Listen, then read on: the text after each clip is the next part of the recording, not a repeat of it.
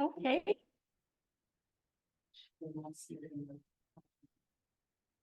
Well, good afternoon, everybody. Thank you so much for coming to this afternoon's HRI seminar series with Dr. Sara Farhan. I'll pronounce that correctly. Yeah. Oh. I showed up.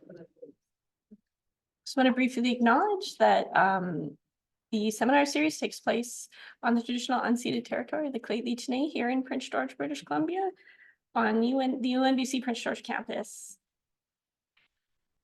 I'd like to thank the HRI seminar series for all their work in planning and organizing this event.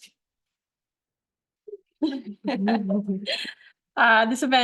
seminar series is put on with the contributions from our sponsors, including several of the different faculties and the Division of Medical Sciences here, and the Sun Life Financial Endowment. So next month we have Dr. Kalindi Morgan, who's presenting on natural products from nature's defense to pharmaceuticals of strength. And then we'll have Dr. Lyndon O'Neill on March 21st, and then April 24th, we always have that put aside for the fourth year honor students to present on their honor student projects. Okay. And it is my great pleasure to introduce Sara today. She's an assistant professor in gender studies and history here at UNBC. I'm just going to tell you a little bit about Sara. Sara is a historian of the modern world with specific interest in medicine, professionalization, and education in the modern Middle East. She has broad training in cultural and social histories accumulated in an interdisciplinary environment. Her areas of expertise are modern Middle East, science, medicine, technology, professionalization, education, sexuality, public health, radio, and television. But I think I'm going to let Sara speak to herself more than I could.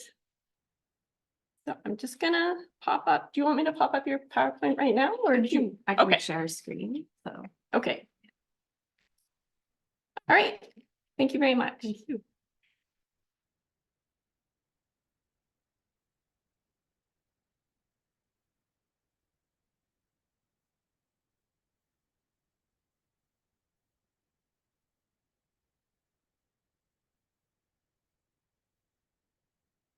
Hi, everyone.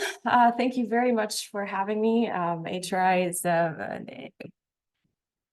stood out to me as soon as I arrived to UNBC, and through a brief conversation with Margot Parks over the summer, actually, I am now here in front of you sharing a project that's been on the back burner for quite some time now. So I'm really grateful to have the opportunity to revive it a little bit. Before we get started, I just want to briefly discuss with you what this project is. It's part of a collected and edited volume that addresses Arab Jewry in the Middle East. Normally, Arab Jews is considered in a meta-narrative sense as an oxymoronic phrase.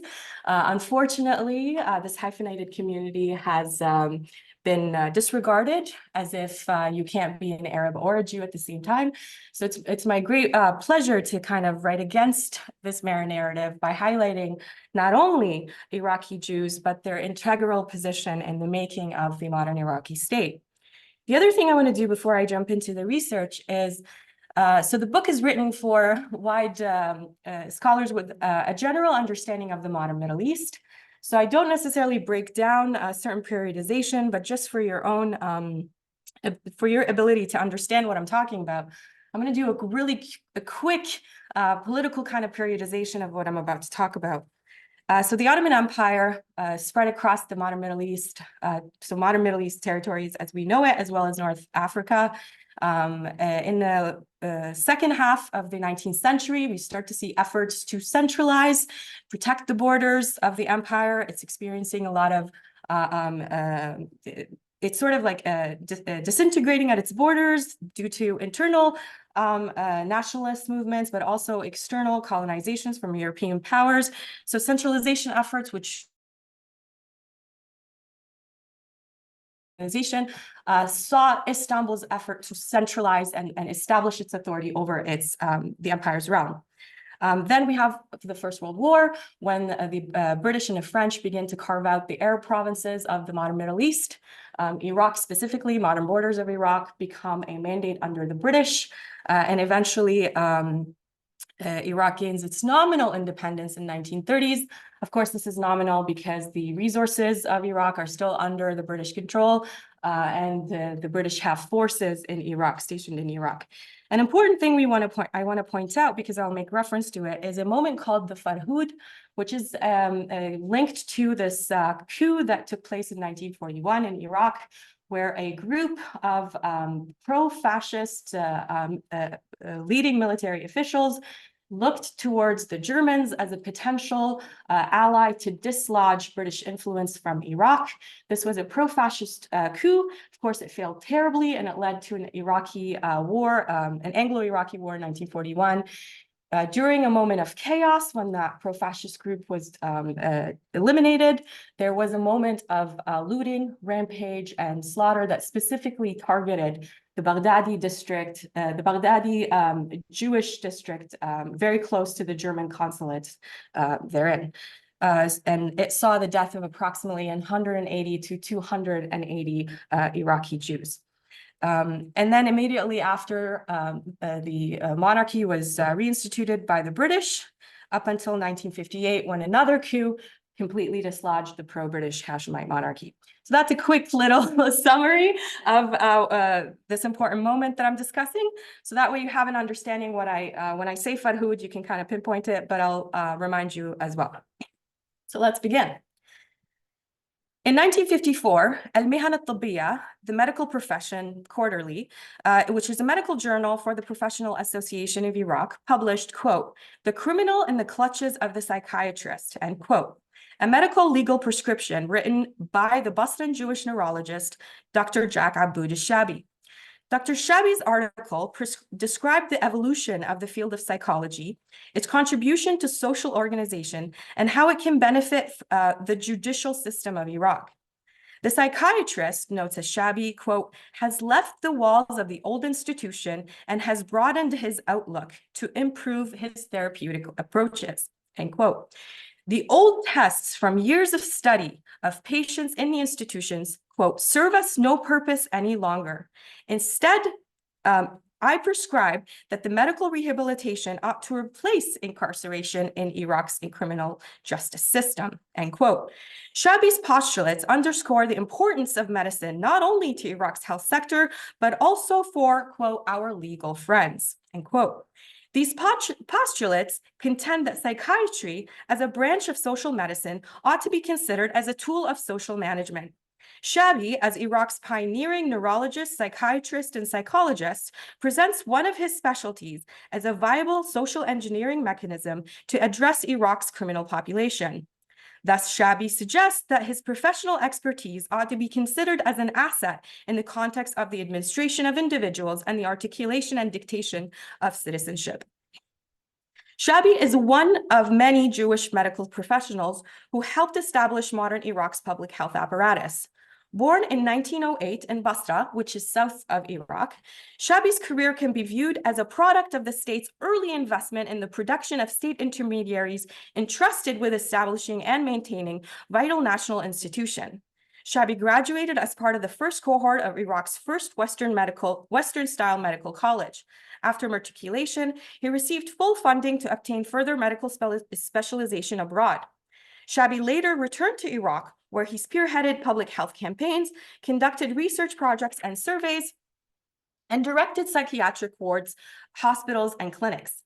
By 1951, Shabi was considered, quote, "the leading psychiatrist of the country," end quote, by the World Health Organization. He represented the Iraqi state itself, and his integration coincides with a more significant and broader trend wherein the country's minorities sought out professionalization as a means of social and political amalgamation with the various powers that governed the region, be they Ottoman, British, or Iraqi. A cadre of invaluable state intermediaries, Iraq's Jewish medical professionals were integral to the development of national institutions. These professionals were entrusted with designing programs and developing policies that impacted nearly all aspects of daily life in Iraq. I argue that the story of Jewish medical professionals in Iraq is therefore linked to the Iraqi state's development and evolution. The procurement of and investment in these state intermediaries were crucial to the emergence of modern Iraq. However, I also suggest that this cadre shared its professional experiences with other professional and communal counterparts by focusing on Jewish medical professionals' career. In what follows, I present a glimpse of the rich complexity of the history of medicine in modern Iraq through Jewish medical professionals' lived experience. Jews constituted a sizable portion of Iraqi medical community during the Ottoman and Hashemite period, so 1800s to 1958. This cadre established and maintained the state's public health apparatus, as well as composed and represented the state itself, and can therefore be considered custodians of the population's health and productivity. The complex relationship between the modern Iraqi state and its Jewish medical state intermediaries helps us understand some of the contradictions embedded in nation building.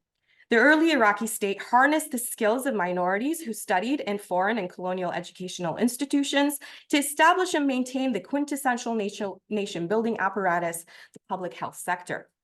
In turn, these graduates were promptly employed by the state to help establish and sustain important state institutions.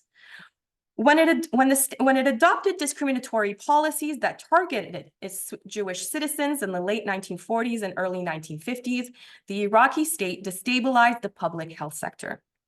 Historian Jamil Musa Najjar argued that modern Iraq's public health sector emerged in urban centers such as Baghdad. This is when influential inhabitants requested and allocated donations for hospitals and medical services. While Midhat Pasha's governorship, which is from 1869 to 1872, is canonically considered, that's Midhat Pasha. Midhat Pasha's governorship, 1869 to 1872, is canonically considered to be the belated manifestation of the Tanzimat, or reorganization, Ottoman centralization project in Ottoman Iraq. Many of the region's public health initiatives were called for and funded by dignitaries, elites, and merchants. For example, it was during Midhat Pasha's tenure that Iraq received its first modern hospital, Al-Ghurba, that's the hospital right here. The hospital was funded by prominent families and individuals in the city and opened in 1872 at the end of the revered Pasha's tenure. Istanbul's public health policies and medical regulation protocols not only manifested belatedly in Ottoman Iraq, but in many cases were funded by local inhabitants. The preservation of Ottoman authority through centralization required a skilled professional class to establish and maintain citizen building projects. The regulation of the medical profession followed in line with state centralization efforts. It was in the 1860s when the proliferation of laws and association that medical practice required state-approved certification and frequent regulations. The regulation of medical education, both imperial and foreign, underscored the importance of medicine to the centralization efforts of the Ottoman Empire. The production of medical state intermediaries acted as another marker of state authority.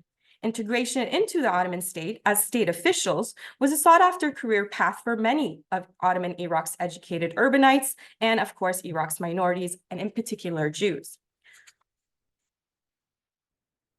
By the turn of the 20th century, Iraqi Jewish doctors, graduates of local and foreign medical institutions, composed a significant portion of late Ottoman Iraq's medical community. However, institutional accreditation was not the only means of carving out a career in the medical profession. Some Jewish doctors working in Ottoman Iraq, like Elazar and Al-Harun Levi, Yahud Daoud, and Mirza Yaqub, were of Persian origin and immigrated to Baghdad in the latter part of the 19th century. They were lay practitioners. Elazar Levi settled in Baghdad in 1870 and worked as a manual laborer before he established a family-run medical complex. Elazar obtained medical training through apprenticeship and set up an apothecary in his house that also acted as a walk-in clinic. He trained his son, Al-Harun, who specialized in dentistry, and his son-in-law, Yahuda Daoud, as well as his son-in-law, Yahuda Daoud. As for Mirza Yaqub, who was a highly reputable lay practitioner with close ties to Baghdad notables, he obtained medical training also through apprenticeship model. However, he worked with the university accredited physician, Dr. Nurullah Musa. Quote, And he gave his diagnosis while Dr. Al-Nurallah wrote the prescription. This is really important because the law says you can't prescribe medication without an accreditation. So you see a little bit of a manipulation of the system here. Other prominent figures include Ishaq Effendi Jarrah, a Jarrah means surgeon, as well as Farha Khatun. Ishaq Effendi was an Istanbul-born Jew who obtained a nursing degree with a specialization in ambulatory care. With a specialization with ambulatory care from the Imperial Faculty of Medicine in Istanbul. He was stationed in Baghdad as part of his army services and remained thereafter after the First World War. He's considered part of the institutional history of the Mir Ilyas Hospital, which was founded in Baghdad in 1910. This is the hospital that I'm talking about. In the Ottoman Empire and other parts of the Arab world, Jewish women occupied a visible space in the medical profession. The involvement of Jews in the medical profession included critical gender dimensions. Unable to gain institutional accreditation, mainly because the medical schools did not yet allow women to be enrolled. Jewish women learned medicine through the apprenticeship model. They were circumcisers, physicians, surgeons, and midwives with their own practices and house call services. Farha Khatun being an Ottoman title bestowed on highly respected women, was a Jewish lay practitioner who serviced Baghdad in the latter part of the Ottoman period and well into the 1930s. She was trained in a plethora of specialties, exemplifying the apprenticeship model of obtaining medical training. Iraq's institutionally accredited Jewish medical professionals emerged as part of a process noted in international education missions established in the 19th century.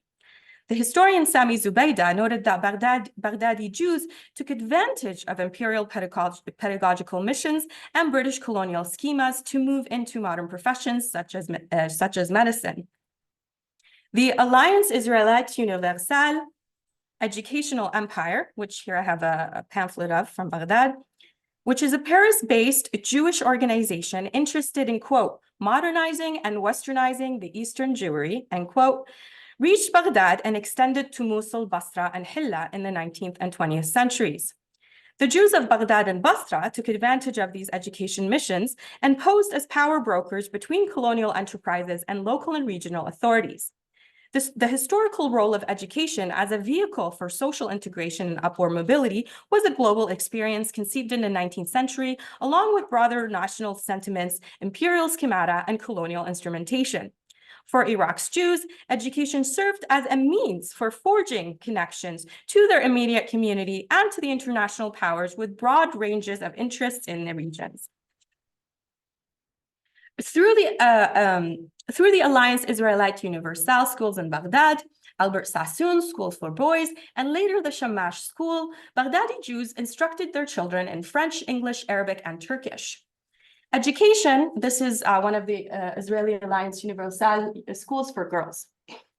Education facilitated further integration through increased accreditation bestowed by various powers that held influence in the region. However, primary and secondary education became an arena of contestation during the 19th century. The Alliance Israélite Universelle, among other imperial pedagogical institutions, alarmed the Ottoman Ministry of Education. Secondary schools were a stepping stone for enrollment into the imperial medical colleges of Istanbul and Damascus. The Alliance Israélite Universelle can be viewed as a transplantation of power brokerage where its graduates fluent in European languages had access to opportunities and academic accreditation available at European, American, and American educational institutes. Iraq's Jewish medical community emerged from this long historical trajectory. The establishment of educational institutes like the Alliance Israélite galvanized the professionalization process. Harnessing the product of colonial education missions, the early Iraqi state invested in the professionalization of graduate and postgraduate students by funding their educational pursuits. In turn, these graduates returned to Iraq to help build the state's infrastructure. Specifically, we're focusing on the public health apparatus. When the Kingdom of Iraq was established under British suzerainty in 1921, Iraqi officials invested in professionalization projects, which consisted of sending qualified students abroad for post-secondary accreditation funded by government bursaries. In 1924, the American University of Beirut's president wrote that, quote, students were able to afford the desert journey and enroll themselves in the university. So the American University of Beirut. Now I have here some examples for you. Classic here is the Fez, Tarbouche, to distinguish the educated class of the empire. The president added that many of the students came from prominent families and feudal landlords of Iraq. Quote, the Grand Rabbi of Baghdad sent his son, and so many of other Jews followed in suit. That it was found expedient to organize a kosher restaurant on campus, end quote. Several Iraqi pupils were sent to the American University of Beirut or to Great Britain at the Iraqi government's expense. Due to the availability of foreign education institutes like the Alliance Israelite, for example, Iraqi minorities constituted a significant portion of students sent abroad. Many local families shouldered the cost of private education as well. As the American University of Beirut's president Bayard Dodge noted in 1924, quote, there is a steadily increasing number of Jewish students coming to Beirut. Because the Jewish colony in Baghdad can send their children across the desert to study at the university. This colony numbers 60,000. Of course, the greatest change of all is the connection with nationality. A few years ago, there were just 1 or 2 from Mesopotamia. At the present time, 12.5% of the entire student bodies are Iraqis, end quote. The early Iraqi state harnessed the skills of those who studied in foreign and colonial education missions to establish and maintain the country's medical infrastructure. In 1927, Iraq's first Western-styled medical college, the Royal Medical College of Iraq, opened its doors. Soon after, the Iraqi Medical College grew into a faculty of medicine with a nursing school, school of public health administration, pharmacy, and a dentistry college, surrounded by a teaching hospital and several medical research institutes that formed Baghdad's medical complex. The medical college's first cohorts were middle or upper-class men from Iraq's urban centers, mainly Baghdad. In October 1927, 21 students were admitted into Iraq's medical college, 7 of which were Jews. The initial curriculum of the medical faculty produced doctors with multiple specialization who trained in English. Mastering the English language was therefore a criterion for admission. As a result, students who learned European languages at private institutions, like the Alliance Israelite Universelle, for example, had a better chance of gaining admission. The state waived tuition in exchange for government services at specified posts. Following graduation, the state invested in postgraduate specialization, and some students were sent abroad for further training and accreditation. Upon their return, the state incorporated them into its structure as medical officers. A significant portion of those who were sent abroad for further accreditation were Jews. Affluent Iraqi Jews invested in the production of medical labor through their philanthropy. For example, Minahim Saleh Daniel, an Iraqi Jewish businessman from Baghdad who trained in Istanbul and specialized in science, was an affluent dignitary and a member of the Iraqi Senate in 1925. Daniel privately sponsored several awards, from book grants to financial assistance, to encourage and support the medical faculty and its students. Medicine's role in the organization of society became more prevalent in the 20th century, with the intersection of medicine and national imaginaries, which can be traced to the 19th century, as medical officials articulated body politics alongside broader debates on eugenics and national vigor. The 20th century saw the positioning of medicine as an integral component of social organization, wherein medical professionals positioned themselves as social conduct managers and intermediaries between the state and civil society. Medical professionals acted as state intermediaries and liaised between the individual and the population, the state and the population, and the state and the individual. While this general trend is evidenced in Iraq's history of medicine, it is essential to emphasize that the medical professionals were both intermediaries and an extension of the state. Under this contention, medical professionals were state agents as well as social arbiters. And therefore, Iraq's Jewish medical professionals were architects of public health policies. Their expertise deemed them as social arbiters and And through government investment in their professionalization, they were also intermediaries. They liaised between the state that they represented and the population they serviced. By the early 1930s, Iraq's public health sector became increasingly dependent on the country's only medical faculty graduates. These graduates were experts in multiple medical fields. Their expertise further maximized their importance to the state that they represented and the population they serviced. They were an invaluable asset to Iraq's public health. They often served in more than one post, as they both staffed public health institutions and operated private clinics. In 1932, 4 months before Iraq's nominal independence, 12 students graduated from the Royal Medical College of Iraq. So initially they admitted 21, but only 12 graduated. However, all 7 Jews managed to graduate. These are Karji Rabia, Jack Shabi, Raouf Dawood Smih, Yaqub Izaji, Fuad Murad al-Sheikh, Sayon Munshah, and Albert Hakim. According to the Scribe, Journal of the Babylonian Jewry, by 1936, 20% of all doctors and 33% of all Iraqi pharmacists were Jews. The state continued to invest in the professionalization of students who possessed the necessary skills to gain admission into the local medical college. This symbiotic relationship yielded a high ratio of Jewish medical professionals in Iraq's public health sector. 3 years after matriculation, Dr. Albert Hakim, a member of the first batch of students into the Royal Medical College, became the assistant to Baghdad's health director. Hakim's position made him second in line for all public health policies in Baghdad, which was the nucleus of Iraq's public health sector. The state's health apparatus depended on these experts. In Basra, Dr. Albert Ilyas and Shlomo Basri sat on Basra's Public Health Council, which was composed of 12 doctors. These individuals held prominent positions within the Directorate of Health. Historian Sami Zubaydah, however, notes that as early as the 1930s, there was an increasing discrimination against Jews.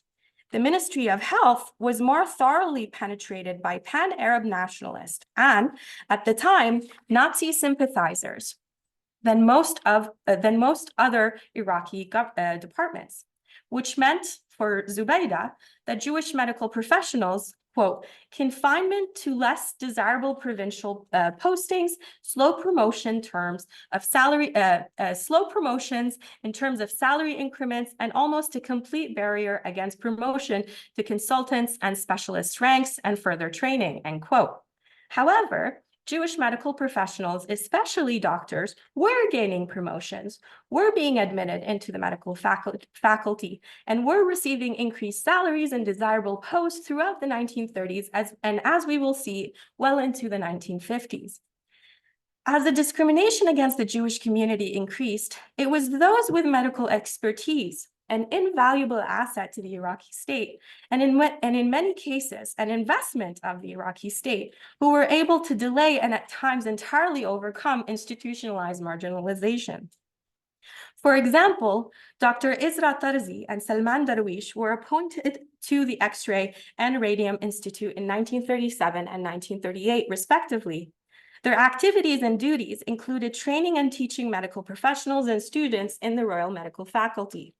Moreover, the Ministry of Health, which Sami Zubaydah discusses, was not founded until 1952, with the state allocating funding from increased oil production and, most importantly, succumbed to increased demands by Iraq's medical professionals. Again, a significant portion of them were Jews, for increased independence and a separation from the Ministry of Social Affairs. Indeed, until 1952, the Health Directorate of Iraq was a mere subdivision of the Ministry of Social Affairs. These assertions are not meant to minimize the evident discrimination employed by the state and non-Jewish individuals against Iraqi Jews, as illustrated in Sami Zubaydah's work. Instead, I stress that the institutionalized marginalization was not a sudden process that saw the immediate ouster of Jewish elements of Iraq's public health apparatus. In fact, many Jewish medical professionals experienced career advancement throughout the 1930s and well into the 1950s. Dr. Karji Rabia was one of the first products of the Hashemites' investment in postgraduate studies abroad. After graduation from the local medical college, the state sponsored his postgraduate specialization in internal medicine in London. Upon returning to Iraq, Rabia opened a clinic in Al-Rashid Street, which is a metropolitan area in Baghdad, very busy, hustle bustle. And by 1936, Rabia was acting assistant to the director of internal medicine at Iraq's Health Directorate. He became an assistant professor of internal medicine at the Royal Medical College in 1940. Rabia married the personal assistant of Iraqi Prime Minister Saleh Jabr. Dr. Kadji Rabia's career was interwoven with the evolution of the Iraqi state. His marriage prospect brought him much closer to the political nucleus of the country. At the same time, the state's investment in his career exemplified the making of local medical professionals capable of disseminating medical discourse to the next generation of medical state intermediaries. Whether in their private clinics or government posts, at dispensaries, institutes, and hospitals, Iraq's Jewish medical professionals authored, influenced, and enforced medical legal protocols that directly impacted nearly all aspects of daily lives of Iraqis. For example, Dr. Raouf Smih worked as a biochemical assistant for all clinical and pathological examination at the Central Pathology Institute in Baghdad, which was the nucleus of Iraq's disease surveillance projects. Smih was also a regular consultant on public health policies and disease eradication measures, and frequently advised committees and dictated the country's inoculation and prevention protocols. More specifically, these medical professionals' expertise allowed them to continue to hold affluent positions and directly influence state policies. Jewish doctors held prominent positions in Iraq's health directorate and acted as medical consultants to various ministries. The 1947 Pathology Institute presented a brief profile of Dr. Smih's professional career. Quote, "He is the first biochemical assistant who is responsible for all clinical pathological examination. Also, he instructs doctors in laboratory techniques who are then sent to the Ministry of Social Affairs for increasing their knowledge in the above-mentioned subjects. He has experience of over 15 years in the department. He also assists the clinical pathology lectures at the Royal Medical College of Medicine." End quote. Dr. Smih worked for the Pathology Institute since its founding in the 1930s. However, his name disappears from the staff listing by 1952, and Smih's presence in the Iraqi Medical Registrar ceases after 1951. He likely left the country as part of the Jewish community's exodus, which historian Orit Bashkin demonstrates resulted from a series of ill-advised state policies that emerged in the late 1940s and early 1950s, directly linked to Palestinian subjectivity in mandated Palestine and later the founding of Israel. Many of Iraq's Jewish medical professionals remained in Iraq despite the misguided state policies, which eventually drove most of the community out of Iraq with destructive outcomes. For example, the Pathology Institute's other staff members, like Dr. Fuad Murad and here Josephine Shabi, remained on the employee registry of the institution until 1960. These doctors had similar duties to those listed under Smih's 1947 portfolio. They were an essential component of the Iraqi state's health apparatus, and their multiple specialties made them invaluable asset to various segments of the health directorate. For example, as an internal medicine expert, Dr. Josephine Shabi was the sister of Dr. Jack Shabi, which I discussed in the introduction. She also occupied multiple positions, one of which was at the prestigious the Pathology Institute. Working alongside other Jewish doctors like Raouf Smih and Fuad Murad, Dr. Josephine was the assistant in clinical pathology and administered biochemical blood testing. She was the only female staff member on the Pathology Institute until 1949. Iraqi Jewish women confronted the gendered politics of the medical profession. Many of the pioneering women in the medical profession were Iraqi Jews. Indeed, Dr. Rose Raouf Al-Laus was the first Jewish woman to enroll and matriculate from Baghdad's medical faculty in 1936 and in 1942, respectively. Many of the matriculating Jewish female doctors played a role in establishing other medical sectors, pedagogies, and curricula. Regarding nursing, midwifery, and midwifery, these doctors acted as teachers in the schools of midwifery and the schools of nursing. The medical profession provided a high degree of mobility for women. As historian Liat Quzma and Yuni Furas demonstrated in their 2020 study on Palestinian doctors under the British Mandate, the medical profession afforded a great degree of social mobility in the modern Middle East. For example, the nurse Renee Micha Isaac entered the American University of Beirut in September of 1934.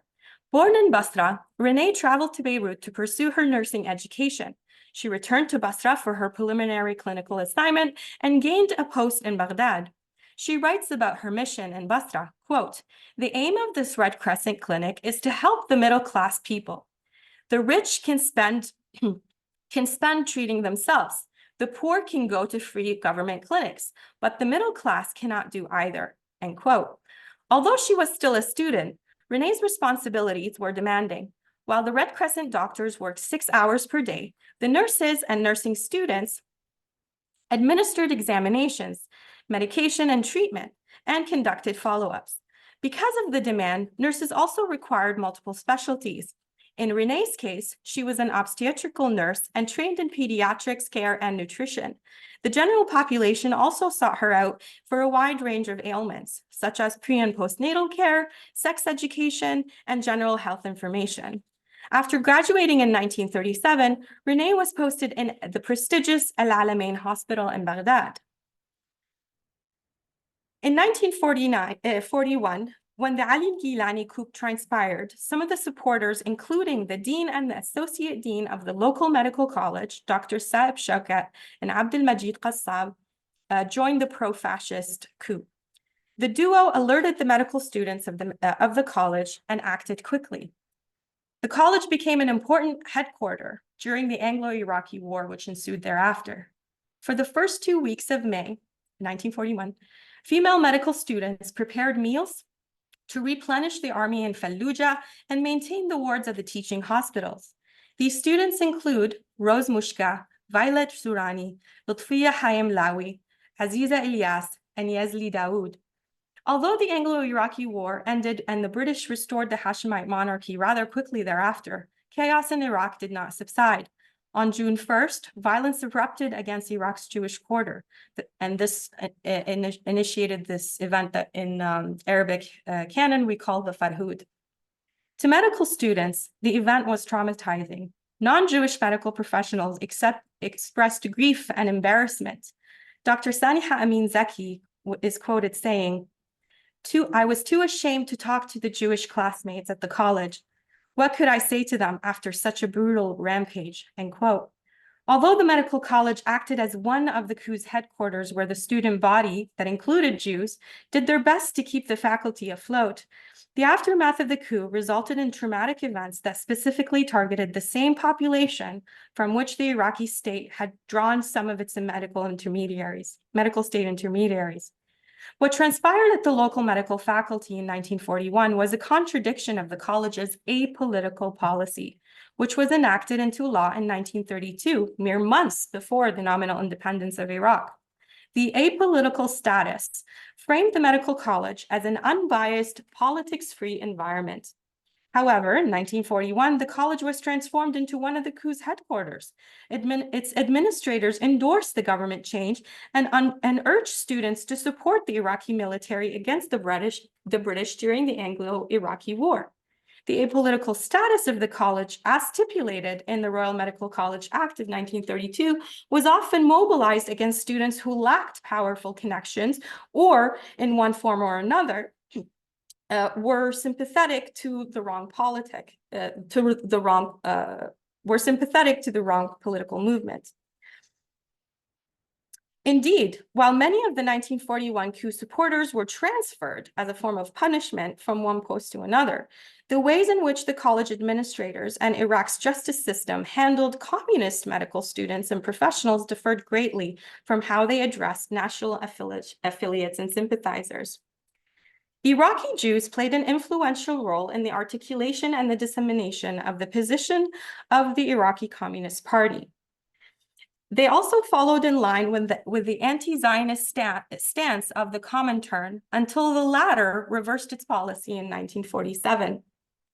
The Iraqi Communist Party recruited clandestinely from the corridors of Iraq's various colleges. In the case of the apolitical medical faculty, the cafeteria acted as an unofficial Versteck. Throughout the 1940s, the Iraqi Communist Party grew in size and influence and attracted the attention of both Iraq's emerging professionals and the ruling elite.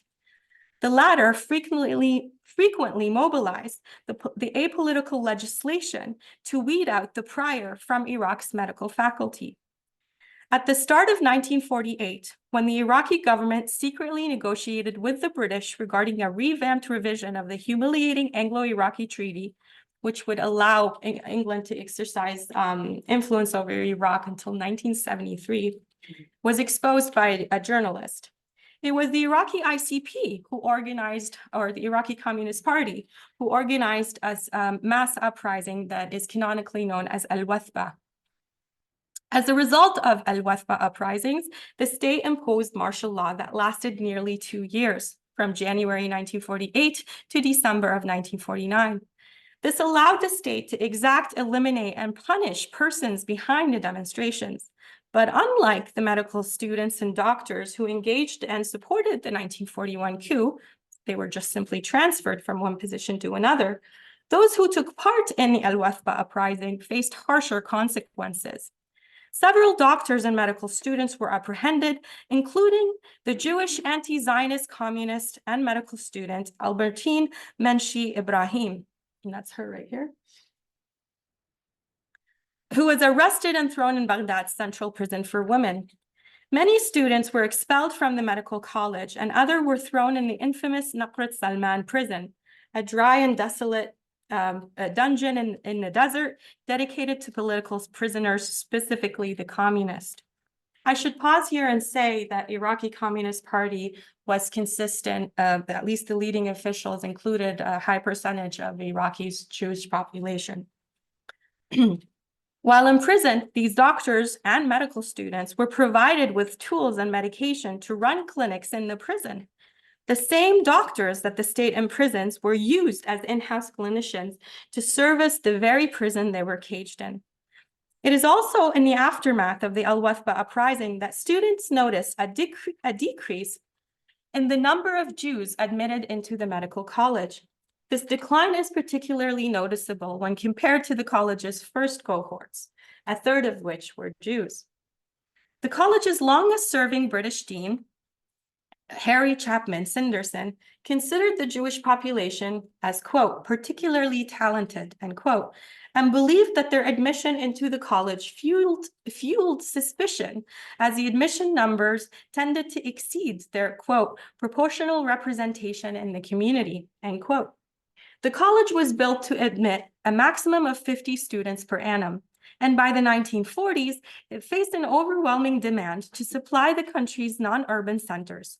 It was during this time that the college publicly enforced regional representation imposed as provincial quotas. The admission requirement impacted the enrollment rates. However, socioeconomic, ethno-religious, and political affiliation quotients were nonetheless evident in the admission practices of the college.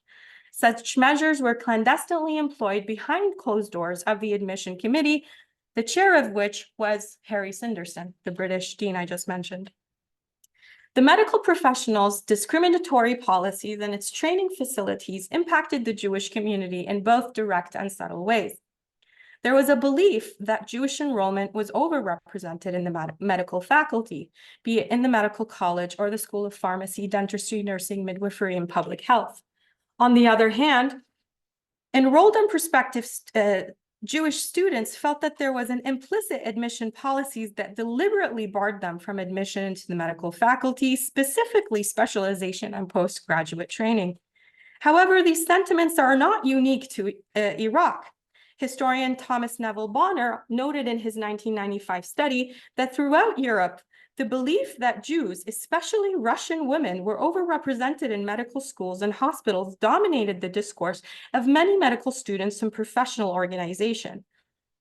It must be noted that other minorities in Iraq also felt tacit blockages and voiced similar grievances.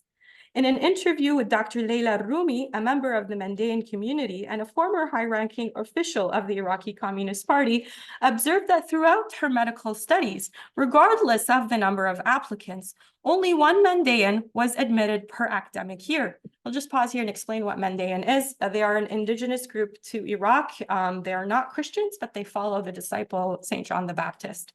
Water baptism is very important to them. So the Euphrates and the Tigris are quite a part of their cultural heritage. So Leila Rumi is Mandaean. She believed this to be an implicit measure employed by the admission committee to deliberately limit the number of Mandaean students in the medical profession. In the 1940s, the medical faculty implemented a regional quota for students from each of Iraq's principal provinces and smaller capacity for other regions. Since most of the applicants were residents of Baghdad, the competition became especially fierce amongst said applicants. As a result, some students altered their birth city to gain admission and bypass the Baghdad quotient. Of course, this caveat is not intended to minimize Iraq's state's evidently discriminatory policies against its Jewish community. Instead, the intention here is to highlight the complexity of the story of Iraq's Jewish medical professionals. Discriminatory policies were counterproductive to the symbiotic relationship established between the state and the Iraqi Jewish medical professional. More pointedly, as employees of the health directorate, these Jewish medical professionals were the state in the eyes of the patient. In this context, the story of the Jewish medical community of Iraq highlights the contradictions embedded in state building. The state relied on and invested in the professionalization of Jews, yet it employed policies that undermined the same cadre it depended on for statecraft. Therefore, in employing such policies, the state undermined its vision and hindered the productivity and efficacy of the country's medical health apparatus. It is also important to emphasize that how Iraqi Jewish medical professionals were marginalized was not a swift turn of events that yielded sudden disruptive implementations, which saw the immediate removal of Jews from the public health sector. These medical professionals, especially doctors, still gained promotions, funding, and procured desirable posts at a time when the state was employing discriminatory policies that target the Jewish community as a whole.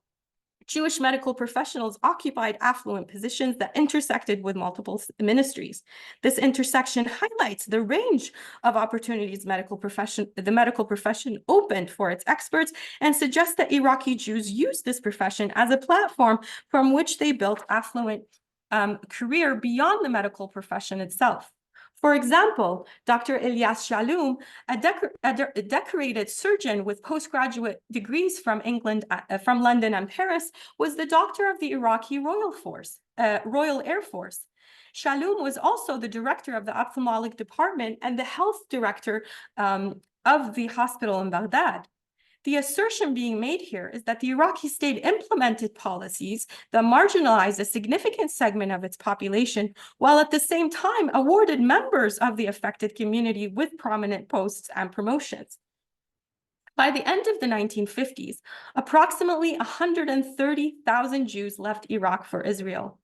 However, many chose to remain as the conditions in Israel were horrible. And if you're interested in this, there's an award-winning book called Impossible Exodus by historian Orit Bashkin. She details the conditions that Iraqi Jews experienced in Israel. Many of those who stayed in Iraq were medical professionals. As the Iraqi state froze the assets of Jews who left to Israel, others gained promotion and advanced their careers. In 1957, Dr. Naji Murad, alongside other prominent Muslim and Christian colleagues, were promoted to, quote, specialist, an esteemed title that accompanied a substantial salary increase. That same year, Dr. Fuad Murad, which I discussed earlier, was transferred to a desirable and sought-after post at the Al-Kadhimiyya Hospital and also received a salary increase.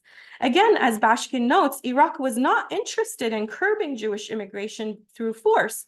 Such promotions can therefore be considered as not only in keeping with the medical professional's natural career progression, but also as a means of keeping these important experts in Iraq. Now, to return to Dr. Ashabi, this is Naqr Salman, the prison that I mentioned.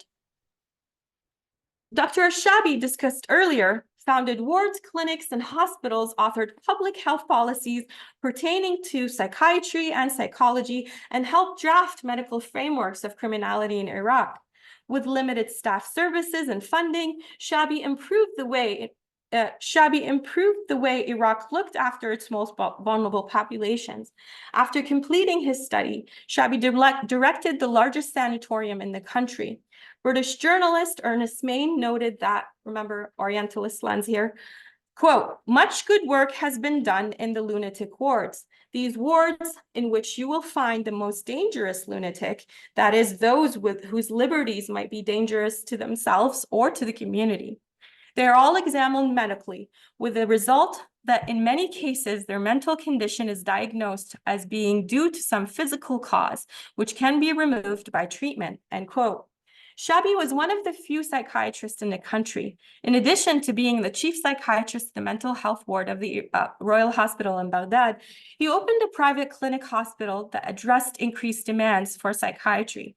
In 1943, Dar al-Rashid Hospital was inaugurated under his directorship.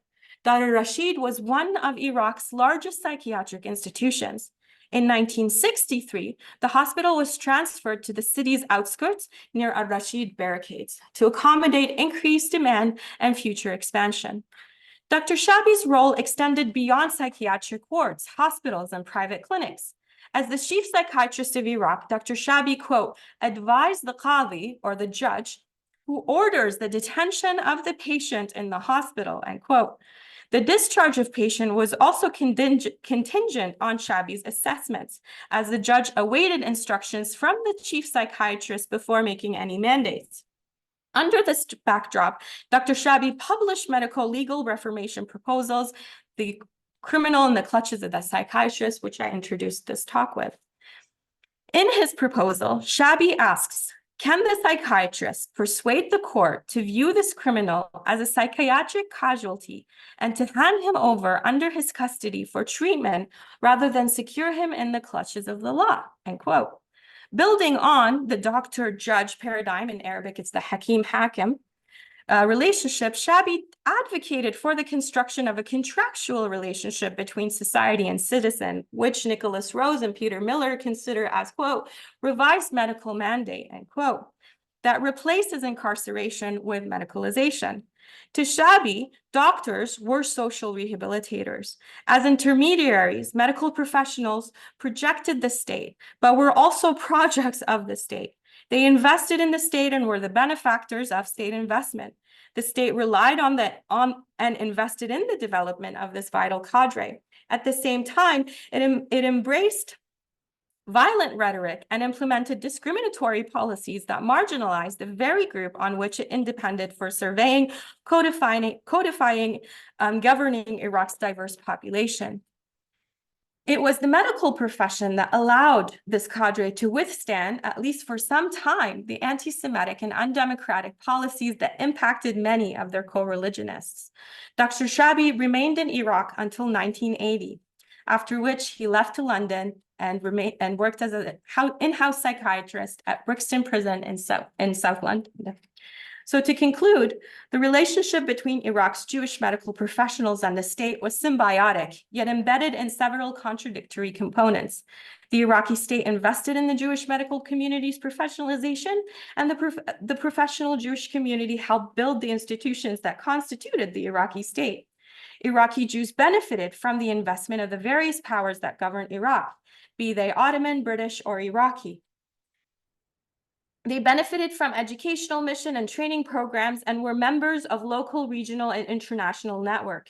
As the state embarked on various modernization campaigns, it was Iraqi Jews who participated in them as architects, custodians, and benefactors. This symbiotic relationship yielded the establishment of invaluable state intermediaries. However, ill-conceived and discriminatory policies rooted in regional and geopolitical dynamics undermined this symbiosis. And yet, these professionals constituted the state itself. In any symbiotic relationship, when one component is impacted, the entire biome suffers. Thank you very much.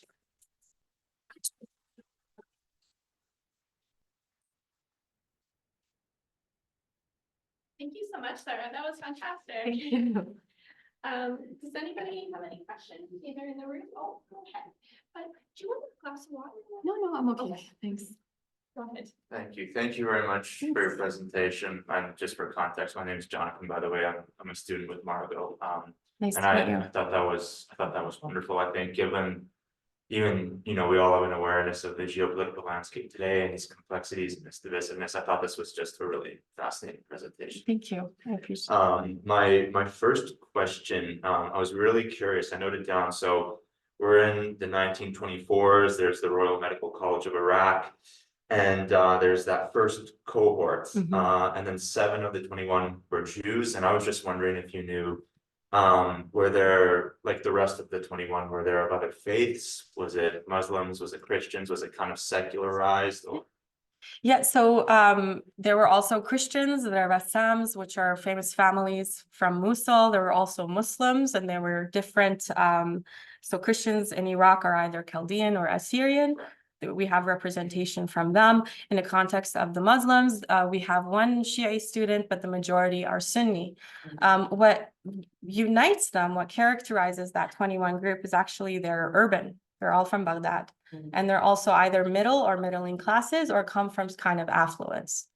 Okay, Yeah. okay. And is that Baghdad? Baghdad, yeah, Baghdad. Okay. Sorry, Baghdad. No, yeah. sorry. Yeah, I yeah. figured. And so when you're talking about, for instance, like modern Middle East territories, was Baghdad, was that kind of one of the central, Yeah. sort of, what you would consider as one of those modern? So the question of modernity is really contentious in the context of the Middle East. No, don't be. It's something that we're still tackling, mainly because when we talk about modernity, there's this belief that it's European mimicry. So we try to kind of unpack it a little bit. But what I would say to you is the majority of middling classes in Baghdad or in Damascus or Beirut, they thought of themselves just as modern as, the Europeans in Berlin and Paris. In the context of Ottoman modernity, Istanbul was running the show, and the Arab provinces were seen as the backwater of the empire, especially Iraq. This was very neglected area.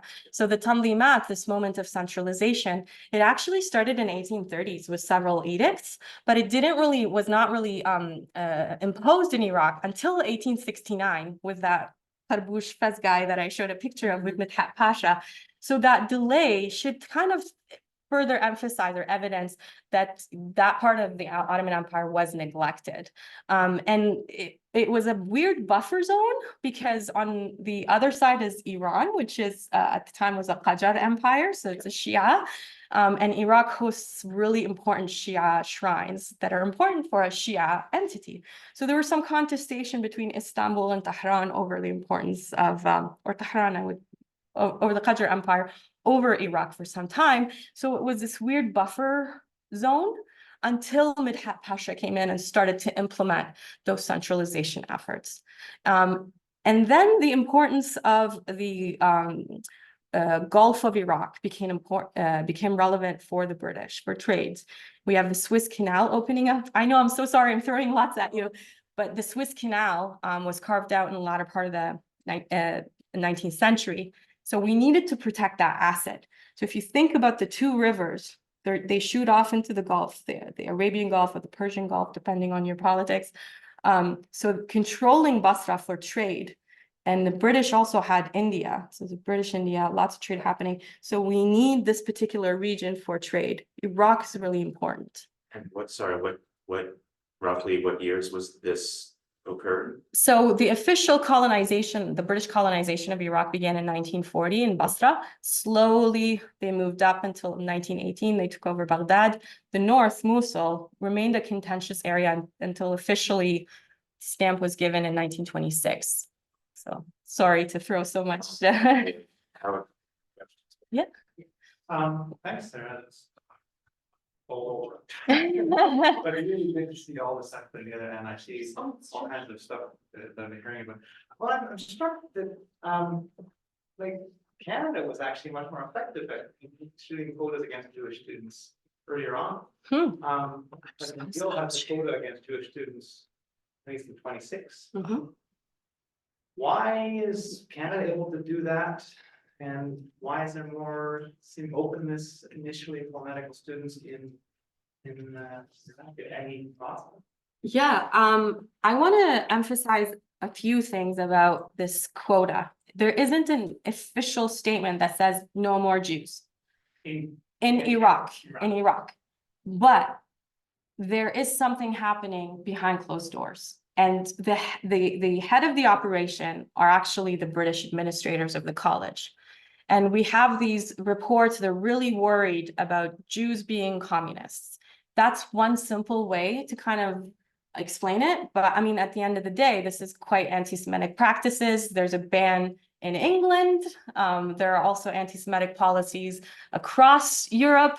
And then you have these doctors with qualifications barely matching the Ottoman doctors that they're, suppressing, coming in and cementing these policies. And yet the students that are capable of passing the entrance exams that they're administering are the graduates of the Israeli Alliance Universal, as well as other institutions, missionary institutions. What's important here is Muslims and Christians also attended those schools. They weren't exclusive for Jews. We have evidence of, the Dominican, for example, schools allowing Muslims to enter. Then the practices, especially at the outbreak of World War II, become extremely anti-Jewish. To again simplify it, they're arguing that they're communists, or especially Jews coming in from Germany, they're thinking these are fascists. Well, that's one way to simplify it. I suggest this is actually part of an inherently anti-Semitic approach that we see these doctors practicing way before, during the interwar period. As for why Canada was able to implement it so boldly, well, I do make the argument that anti-Semitism is part of and parcel of European mentality. If we look at even the Balfour Declaration, which we celebrate as a statement for a Jews for homeland, home for Jews. If we look at the cabinet meetings of Lord Balfour, they're purely anti-Semitic. The letter is written to Lord Rothschild, not even the president of the Zionist organization. The idea here is we're not going to tackle anti-Semitic policies in Europe on our homeland, but we're going to endorse this nationalist project that will allow us to, continually preserve our interest in the Suez Canal, and later with the discovery, of course, of oil, that becomes even more important. That's why I think we're able to do practice these anti-Semitic policies in areas like Canada, where these core anti-Semitic values were, brought part and parcel here. But in places like Iraq, it was the largest Jewish population lived in Iraq before 1948. These people, Iraqi Jews consider themselves Iraqi. They consider themselves as Arab Jews, as Avi Shlaim recently published in his book called Three Worlds. He says, I'm an Arab Jew, and this is something contentious in the politics, in meta-narrative kind of way, because those two things are considered antagonistic to each other. But that conversation, I would say, is rooted in a long history of European anti-Semitic sentiments that is now being translated on the so-called Oriental Jewish population of Iraq, with the belief that Iraqis are just going to immediately subscribe to these anti-Semitic protocols. That's why it had to be done clandestinely, rather than just publish a policy that says no more Jews in med schools. So we see it being done in these weird ways. Yes, Margot. Sarah, thank you. I'm really, really delighted to not only at this time, but also just for the HRI seminar series to have these kinds of historical perspectives. I think that having just been teaching the PhD seminar, bringing a sort of historical lens on what it means to be a health researcher, and also to the importance of historians that are also examining health considerations. It's really timely, and I really appreciate the talk. Thank you for inviting me. Yeah, my question actually is about the context of, so I have a very precise question, which I think will sort of be a yes or no. When you use the phrase public health apparatus, as you're probably aware, the public health language for some people just means the public funding of health infrastructure. For other people, it means the sort of the part of the health infrastructure that's associated with public health. So would you have any comment about that, how you use the phrase public health apparatus? Yeah, so in early state building in Iraq, there was an administrative neglect entirely of any medical services. And we see the rise at a time when Istanbul is trying to force accreditation policies. We see governors, like people like Midhat Pasha, writing to Istanbul saying, if we enforce your policy, we will have a population that doesn't have any access to medical education. So the lay practitioners as adequate health service providers are part of this medical plurality that I talk about. So this apparatus, it's the system, it wasn't just policies, but it included folks working beyond the reach of the states or beyond the grip of or enforcement of the state. Maybe I need to define apparatus more, strongly, but I do see it, at least in early state building, as this demonstration of look at us being a modern state under the auspice of British authority.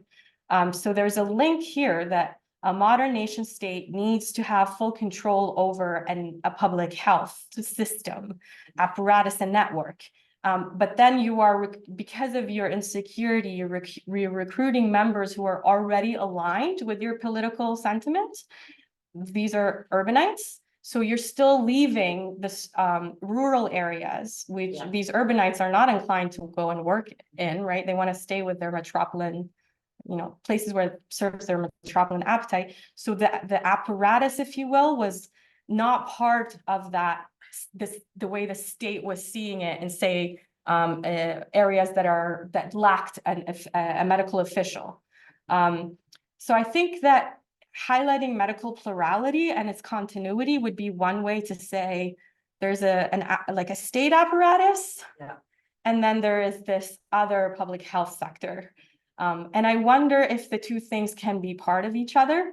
I don't know if I can comfortably say that, because although we see lay practitioners kind of are in conversation with protocols, they're still not recognized as part of the state in the way that accredited physicians are. So my follow-up question, and I'm going to apologize to the group, I need to step away in about 10 minutes, but what fascinated me about the overall history, I'm always fascinated by how history can teach us about our contemporary dilemmas. And that notion of, across all of the historical lines you were talking about, whether they were religious or progressive politics or urban rural, this idea that progressive politics and health are a very tricky interface, and that contemporarily we've got this massive pushback against, we've got this current interesting moment about the role of public health and progressive politics in association with the post-COVID pandemic. And we've also got these fascinating ways in which, in most countries in the world, many public health groups, although they've been lauded on one front, there's this contradiction that you're describing, lauded as being central to what the state is trying to achieve, and at the same time being actively dismantled. Just a little fact that the Ontario Public Health Association is so underfunded under the current politics in Ontario that it's actually shrunk to being basically a volunteer organisation. And this was a massive infrastructure that has shrunk so substantially in terms of state investment. And so there's just a very, very consistent, fascinating pattern of we're seeing these professionals as integral to achieving what we have to as a state to progress, you know, post-COVID, or in the areas that you're describing in this context, and we're also actively dismantling them. And it just fascinates me to hear your and also your probing of modernity, you know, given this great big arc of how states have unfolded in the Middle East and over multiple iterations, that we still see the same bizarrely contradictory pattern as it relates to how a state invests in health professionals. And I don't know if you have any observation on that sort of pattern. But I really appreciated the ways you've made me think about it. Thank you. Yeah, I mean, I did my PhD in Ontario, so it's close to heart. And on the one hand, that rather than acknowledging the state's failure, we're suggesting that it's the socialist approach that is not working, and therefore we need to privatize, make medicine, which essentially is a socialist enterprise, has to be capitalist. And in a way, I would link what's going on in Ontario to what I just kind of shared. On the one hand, you need these experts to embark on this vision of a modern Iraqi society, and that definition changed depending on what kind of government was in place. But the idea is we are now also embarking on discriminatory policies that is impacting these exact agents that we need to fulfill our visions, our state visions. So in a way, that's kind of what I see happening in Ontario. Rather than acknowledge the disastrous response of the Doug Ford government, we're suggesting, no, it's the failure of public health. Health being a public sort of like a socialist angle is not working. This is why it's failed. So let's privatize it. And this is the cycle, I would say, that we see happening again. As for state initiated projects throughout history, I mean, I'm sure you're well aware, we see a distrust of these policies. Like we see attempts to Edward Jenner with the vaccine, and when that was first introduced in England, there were riots. You know, what do you mean you're going to introduce a culture virus into us? So there was always an opposition to any state mandated effort to infiltrate bodies, I guess. And I don't kind of want that to ever go away. It's kind of a nice back and forth that keeps the state in check, and it keeps the medical professionals also in check.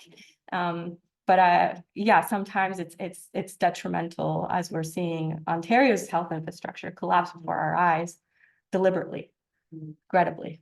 Yeah. Thanks. Thank you. Yes. Thanks so much, Sarah. That was really, just really fascinating. Thank I had you. a question about when you started your talk, you had mentioned that this was sort of a project that was a bit on the back burner, so to speak. Yeah. Come back to it. So I guess it's maybe a simple question, or maybe not, but how did you where did you encounter this story that, as you argue, is so foundational, or this history that's so foundational, the emergence, the establishment of the modern Iraqi state? Yeah, so this is part of like a collection I compiled, just, sources you put aside while you're working on your dissertation, thinking like, I have something here. And in September of 2019, that's how old this project is, we all submitted our chapters for a book on Arab Jewry, specifically Iraqi Jewry, and their confrontation with quote unquote modernities, whatever that means. And we tried to kind of tackle it in different ways. So because of different challenges that the main editors experienced, this has been just sitting there. And every once in a while you run into them at a conference like, hey, what's going on? Like, yeah, I'll get to it.